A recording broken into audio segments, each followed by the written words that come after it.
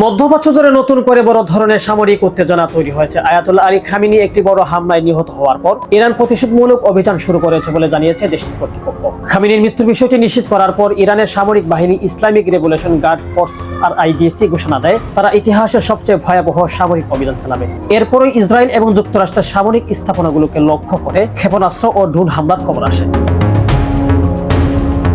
ইরানের রাষ্ট্রীয় টেলিভিশনের দাবি অনুযায়ী এই অঞ্চলে 27টি মার্কিন সামরিক ঘাঁটি, ইসরায়েলের সামরিক সদর দপ্তর এবং তেল আবিবের একটি প্রতিরক্ষা শিল্প কমপ্লেক্সে লক্ষ্য করে হামলা চালানো হয়েছে। এদিকে সংযুক্ত আরব আমিরাত জানিয়েছে তাদের ভূখণ্ডে 137টি ক্ষেপণাস্ত্র ও 209টি ড্রোন নিক্ষেপ করা হয়েছে। রাজধানী আবুধাবিতে একজন পাকিস্তানি নাগরিক সহ 2 জন নিহত হয়েছেন বলে নিশ্চিত করা হয়েছে।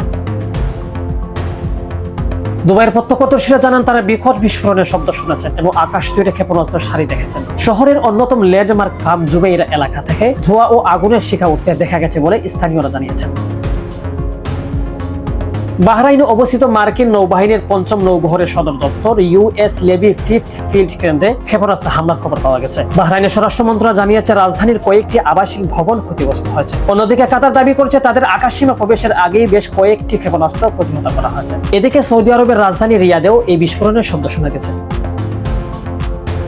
ইসরায়েলের জরুরি পরিষেবা জানিয়েছে তেল আবিব এলাকায় একজন নারী নিহত হয়েছেন এবং অত্যন্ত 21 জন আহত হয়েছেন। পরিস্থিতি দ্রুত অবনতি হওয়ায় ইরাক, ইরান, কুয়েত, সিরিয়া, সংযুক্ত আরব আমিরাত ও ইসরায়েল তাদের আকাশপথ বেসামরিক উড়োজাহাজ চলাচলের জন্য সামরিকভাবে বন্ধ ঘোষণা করেছে। রাশিয়া ও ইসরায়েল ইরানে তাদের সব বাণিজ্যিক ফ্লাইট বন্ধ করেছে।